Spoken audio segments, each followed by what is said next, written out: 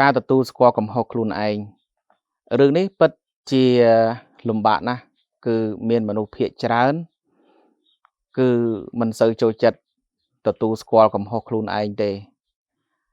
ភាគច្រើនតែងតែយកខ្លួនឯងធ្វើជាជនរងគ្រោះជាដំបូងហើយបើសិនជាកាលណាខ្លួនជួបរឿង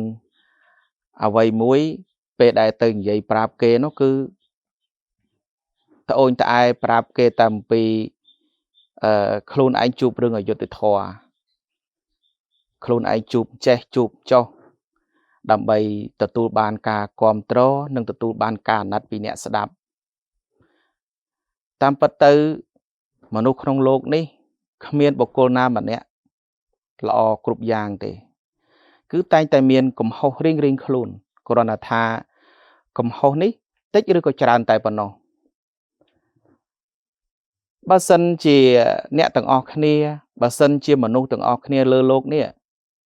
ស្គាល់អំពីកំហុសខ្លួនឯងពិភពលោកនេះប្រកាសជាទទួលបានសុខសន្តិភាពហើយអ្នកដែលស្គាល់កំហុសខ្លួនឯងនេះព្រះសម្មាសម្ពុទ្ធព្រះអង្គសម្ដែងថាគឺជាបុគ្គលមហាបណ្ឌិតមិនមែនត្រឹមតែពាក្យឈ្មោះថាជាបណ្ឌិតនោះទេគឺជាបុគ្គលមហាបណ្ឌិតរស់នៅក្នុងជីវិតបច្ចុប្បន្ននេះយើងកុំទាមទារថាយើងត្រូវគ្រប់រឿងយើងត្រូវតែទទួលស្គាល់ពីកំហុសរបស់ខ្លួនឯងខ្លះហើយយើងត្រូវសិក្សាអំពីភាពខុសឆ្គងរបស់ខ្លួនឯងខ្លះនៅក្នុងការរស់នៅទោះបីអ្នករស់នៅក្នុងដំណាក់កាលណាក៏ដោយអ្នកខ្លះអាងខ្លួនឯងជាថ្នាក់ដឹកនាំគេជាគ្រូគេជាឪពុកម្ដាយគេជាបងគេជាមេគេរាល់ពាក្យសម្ដីរបស់ខ្លួនឯងនិយាយគឺមិនចេះខុសទេគឺត្រូវគ្រប់រឿងបើសិនជាអ្នកនៅតែប្រកាន់អត្តចរិតបែបនេះទៀតនៅក្នុង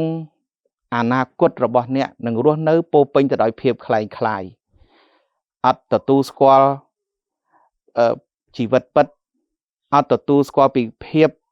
បានសម្ដីពិតប្រាកដអំពីមនុស្សដែលរស់នៅជុំវិញអ្នកទេដោយសារអីដោយសារគេមិនហ៊ាននិយាយរិះគន់គេមិនហ៊ានប្រាប់ពីកំហុសរបស់អ្នក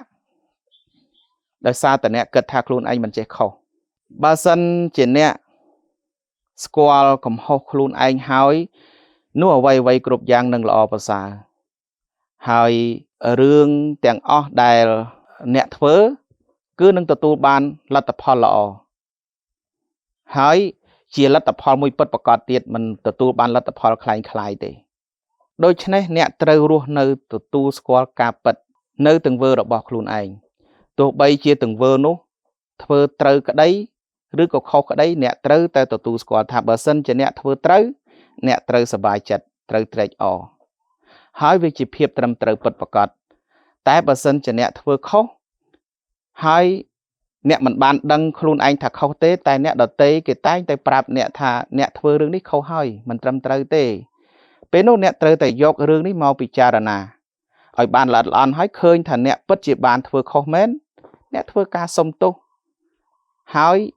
ធ្វើការកែប្រែទម្លាប់ដែលមិនល្អហើយកែប្រែកំហុសដែលអ្នកបានធ្វើនោះទៅអ្នកនឹងទទួលបានផលល្អគ្រប់យ៉ាងចូលមកក្នុងជីវិតរបស់អ្នកបើសិនជាអ្នកទទួលស្គាល់នៅកំហុសរបស់ខ្លួនឯងដឹងពីកំហុសរបស់ខ្លួនឯងនោះឆាកជីវិតរបស់អ្នកនឹងទទួលបានភាពល្អប្រសើរតទៅជាពិសេសនឹងទទួលបានការគោរពពីមនុស្សក្រៅបង្គាប់របស់អ្នកនិងមនុស្សរស់នៅជុំវិញខ្លួនរបស់អ្នកចាប់ពីពេលនេះតទៅហើយអ្នករស់នៅមិននៅក្នុងភាពคล้ายៗទេนะโมพุทธัยยะ